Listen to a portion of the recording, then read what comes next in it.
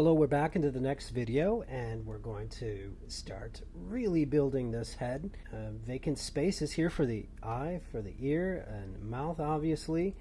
Enough labor for us before we even think about mirroring it over.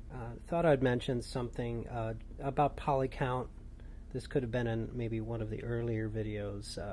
It's a good habit to keep in steady feedback of how many verts, edges, triangles, UVs, so to speak, you may have. So I'm going to zoom into this area here.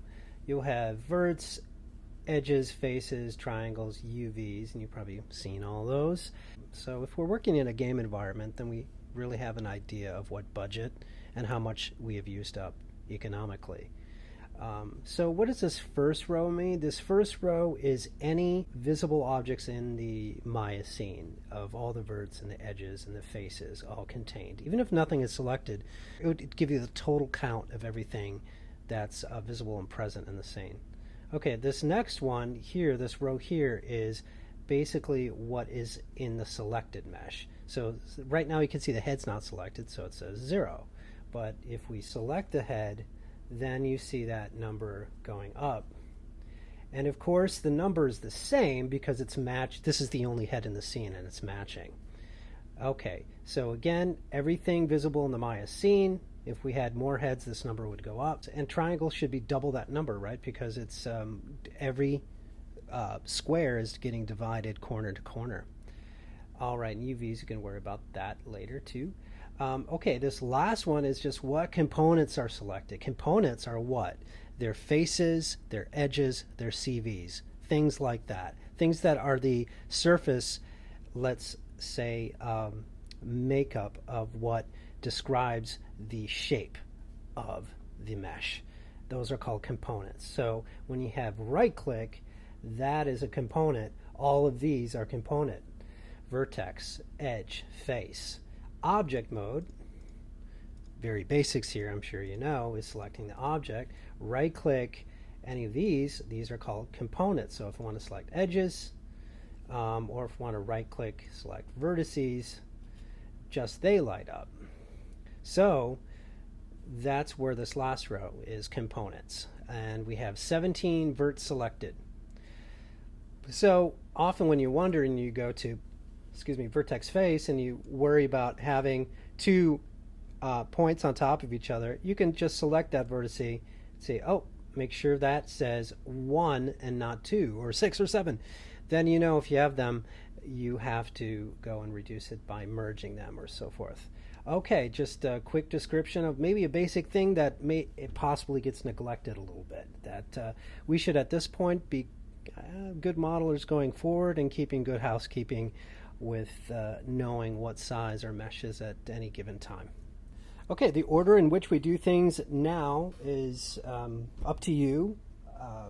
Sequence not so deterministic, let's say. I'm going to choose the eye on my character, and then I'll be able to design some of the eye folds and stuff like that, looking back and forth at reference, etc. But I know I'm going to need some more detail here. So I'm going to add a row here for the eye, and each time I add a row, go into your side view. It's starting to get a little bit heavy. Alright, zooming a bit on the eye in the side view.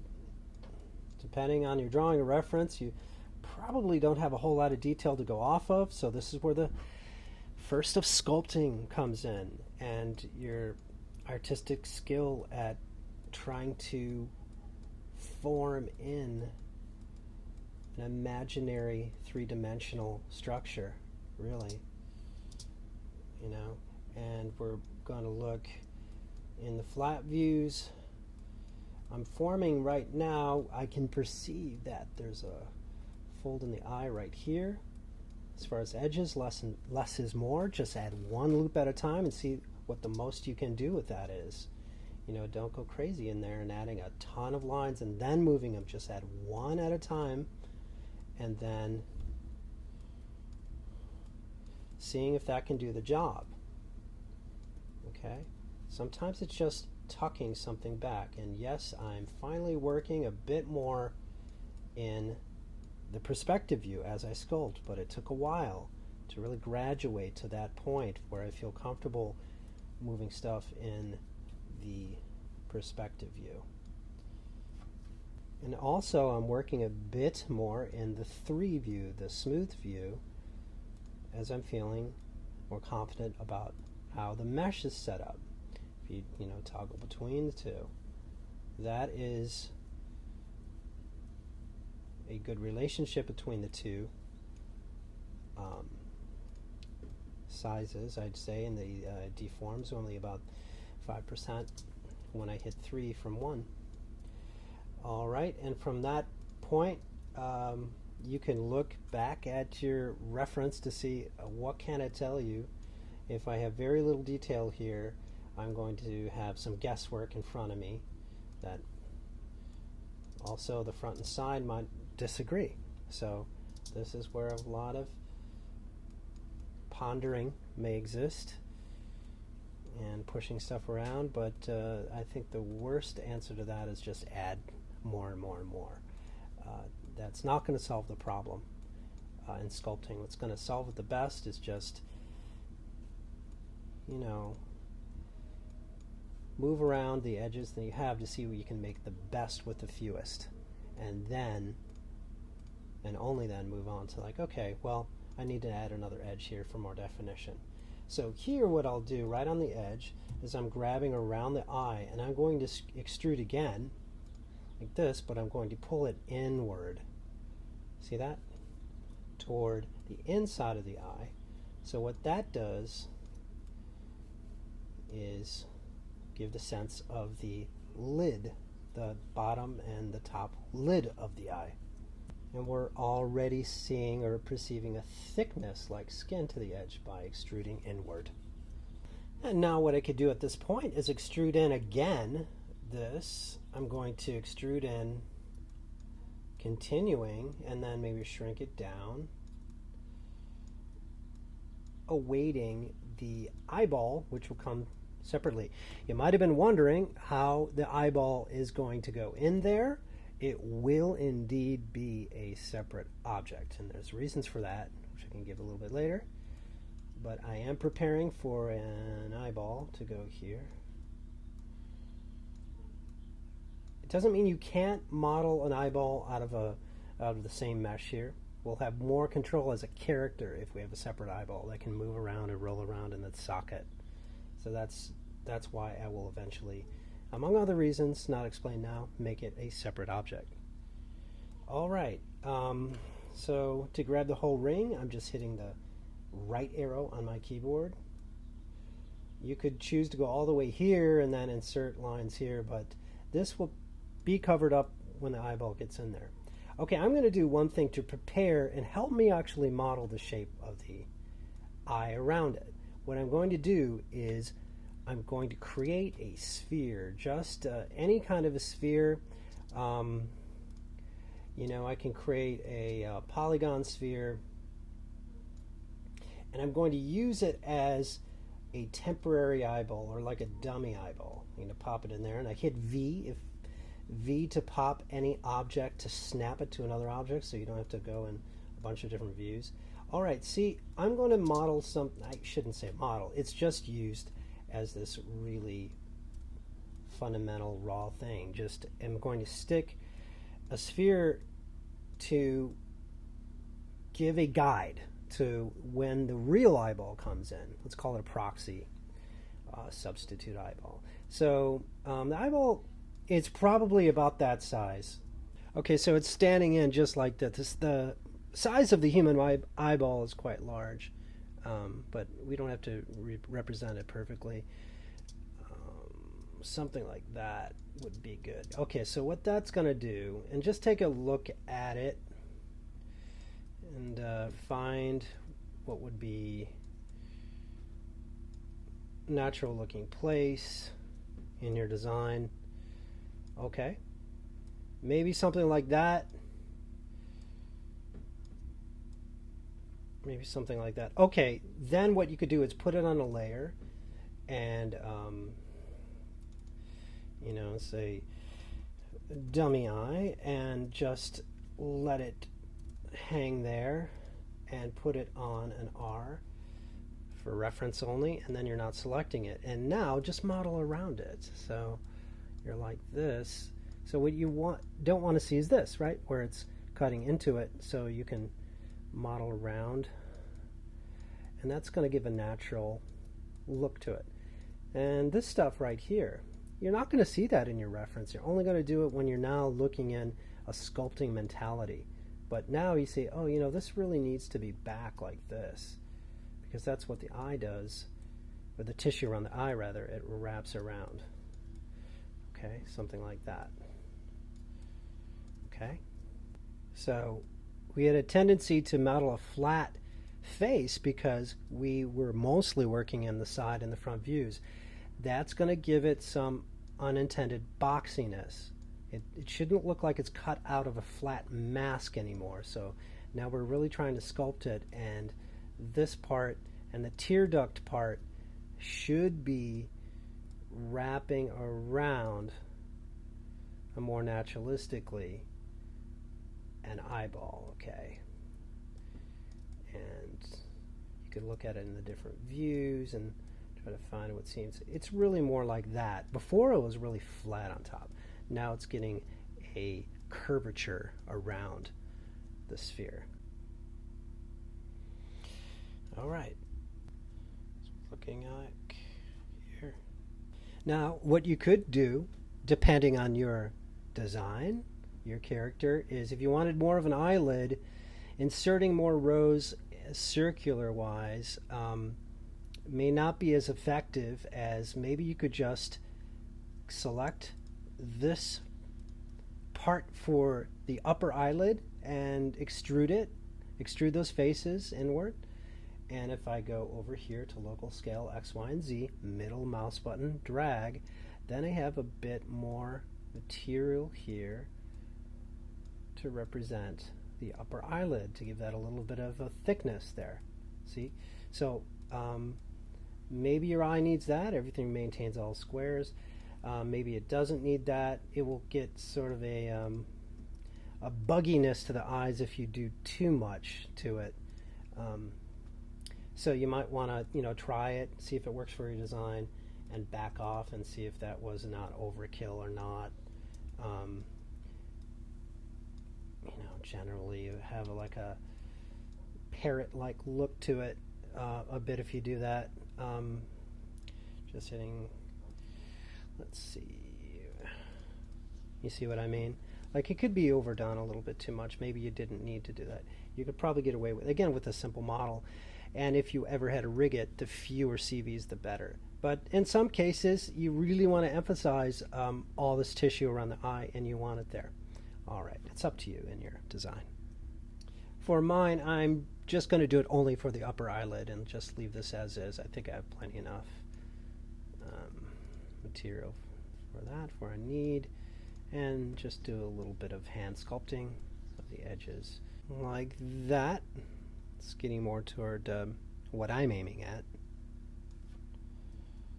We haven't reached for this tool yet, but you can go up to this mesh tools and sculpting tools, and this, you see a little, detect a kind of a lumpiness around. Maybe you could especially see it there. Maybe that needs to be smoother.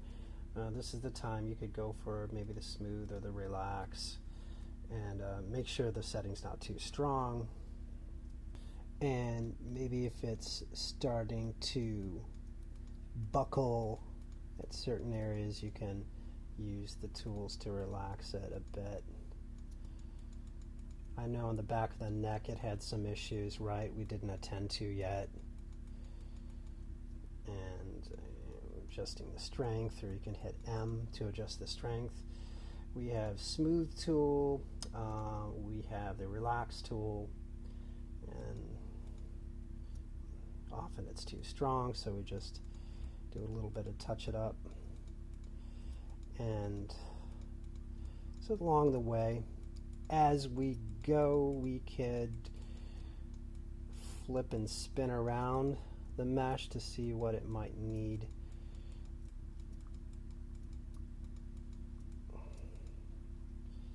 Okay, we'll come back. Yeah, we'll probably come back to that tool later, but that's just to reawaken the use of that tool so we don't stay far behind it. Might check back with your reference, make sure it's not going too far afield from your design. You know, it can just happen when you're working over time inadvertently, and that's why this should be snapped to the edge only.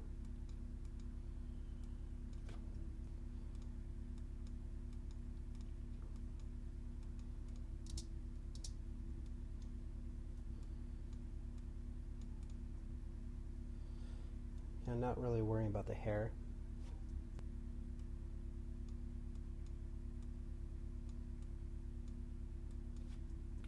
All right, back to the eye for a moment.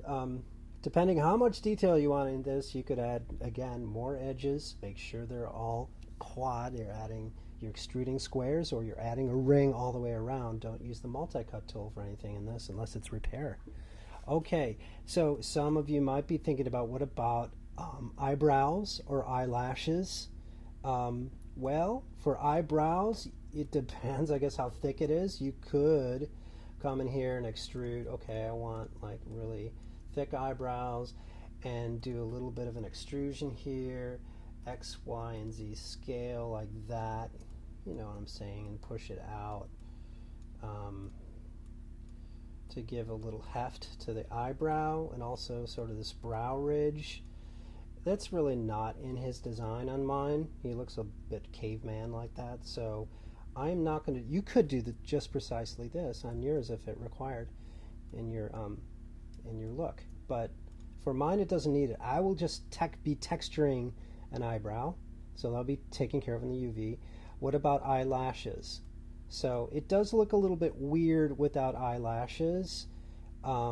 You've just noticed something strange when they're missing. Same thing with eyebrows, probably.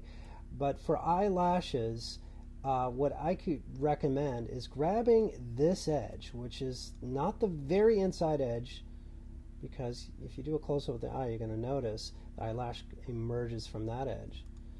And just taking that edge only and extruding only it, like outward like this, okay? You could do that.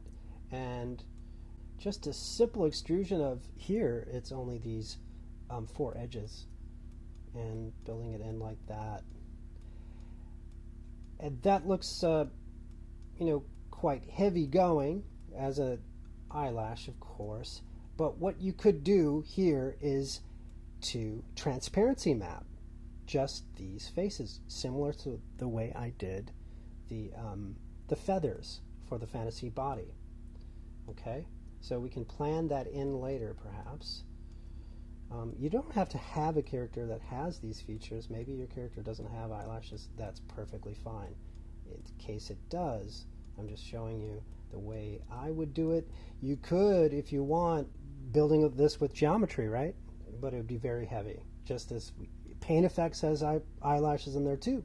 You could paint with, but it would be a very heavy solution, not good for some applications. Okay, so equally, you could select these edges on the bottom,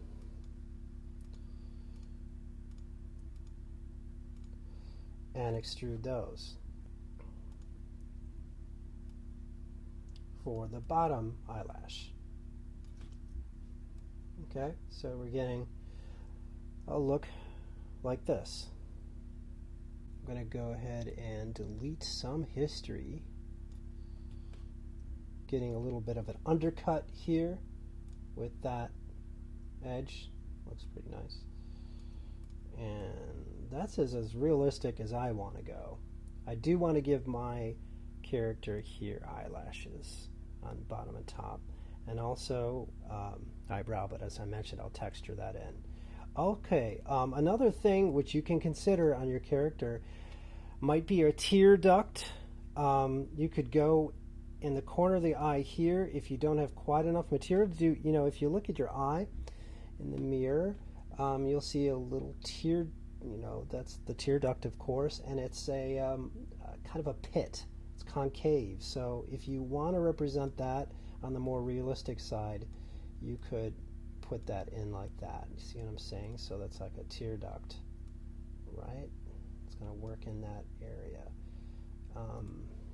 Negligible whether you'd see it or not, but it does add a little bit of place for light to catch.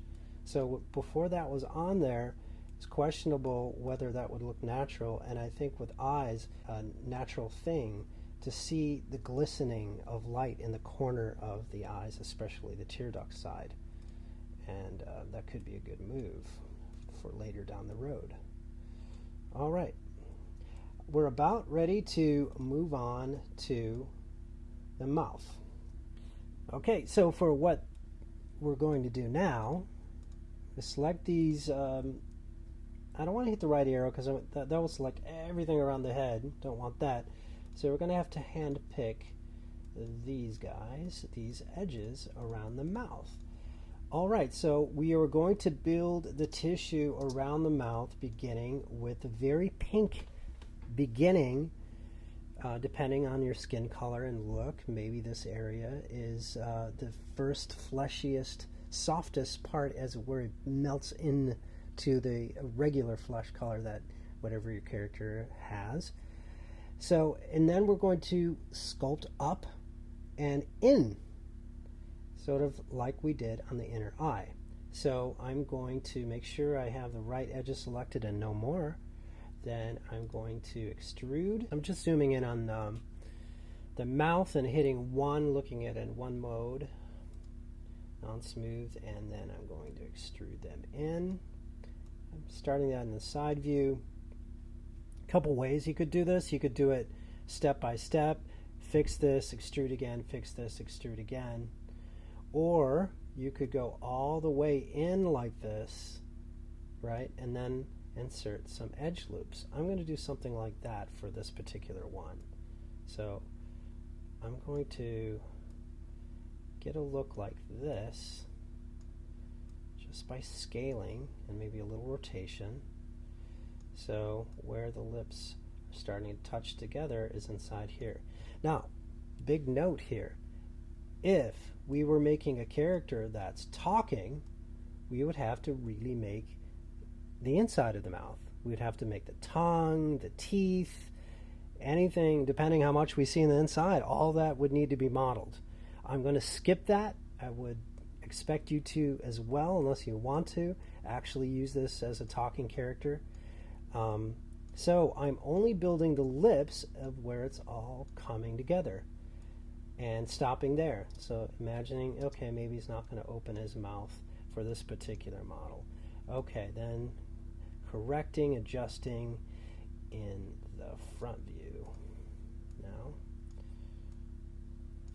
Okay, so this is about the just before, let's say, where the flesh of the inner lips are touching together. It's kind of extruded that way, you know, right? Because the lips are not going to touch right here. You see that big gap? That's a big, you know, negative delta shape that the lips are coming in. So they're touching much more inwardly like this. And on your character, it probably will be the same, or you're going to get that cut out of paper mask look if you don't do that. So we need a roundness there, just like we had on the eye. Then going in and inserting more edge loops, like right here. You don't need a ton. I just added one more. And adjusting that. So only really have 1, 2, 3 loops so far. Okay, let's check the front. Let's try to make that look even. This character has very thin lips. Almost no lips, just, you know, very, very thin lips. So it's this is very tight coming in. And all right, this is what it's starting to look like.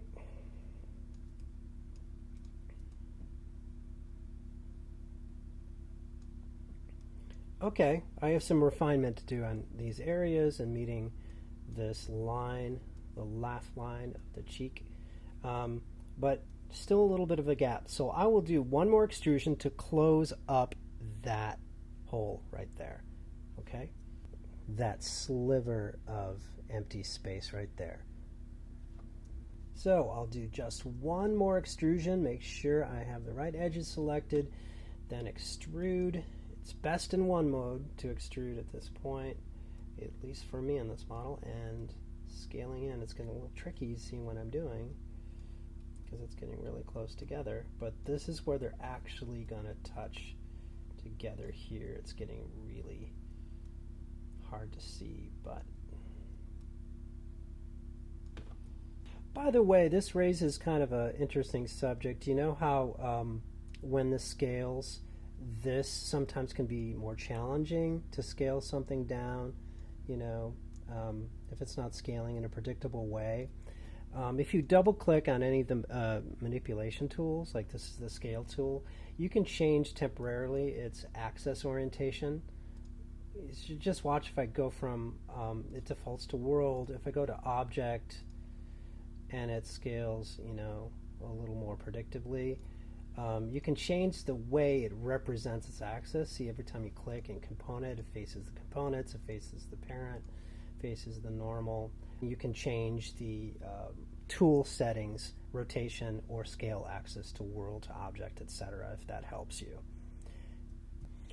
That's just FYI. Anyway, as you're doing all of this, this is going to be the one that touches together. It's a little bit tricky. Just make sure in your front view, that is, you are going to meet that side right here, and it's not going over. That's the trickiest part. Just make sure you maneuver that so it's on this line. It's getting really hard to see, really close together. Kind of stuff, but they're finally touching. And for this stuff, you can snap that on the line by hitting X. Now, you might recall that tool I taught you, maintain component space. If you double click the move tool and you open up move snap settings, retain, not maintain, retain component spacing, and if you turn it off, you see where I'm going? These are going to snap all together with holding X on one line. I did that before I mirrored. I'm going to have to do it again. It is a very commonly used tool, and it will help you improve the sloppiness over the side like that. So the mouth, just like the eye, is going to take a bit of time to make sure you have clean looking edge and geometry. When I hit 1, it doesn't look as clean, you know, so it's like toggling between, going back and forth, trying to get a nice compromise between 1 and 3 and a clean appearing mesh. So this will absorb some time in the general category of basic mesh sculpting. Now here I did flip around to the inside of the lips. Here's where it can really get confusing. A good approach is to use your arrows now. You got that CV, hit the left arrow to get the next one, left arrow to get the next one, left arrow to get the next one. And you see this next one's buried. You could never find that needle in the haystack, just left arrow to get the next one. So it's helping you sort out and smooth out whatever your technique is here. Another classic example is that one in there, fishing around. Just hit the right arrow in this case, and you can grab the right CV. Now what I'm doing with my mouth is something like that. You see how they're interpenetrating there? That is not letting any light in, and then I know where those two come together. I can still, at a later time, sculpt the inside of the mouth if I want, and add a tongue, add teeth. I'm just leaving that for potential, and then focusing on this part of the mouth and the lips for the outward appearance.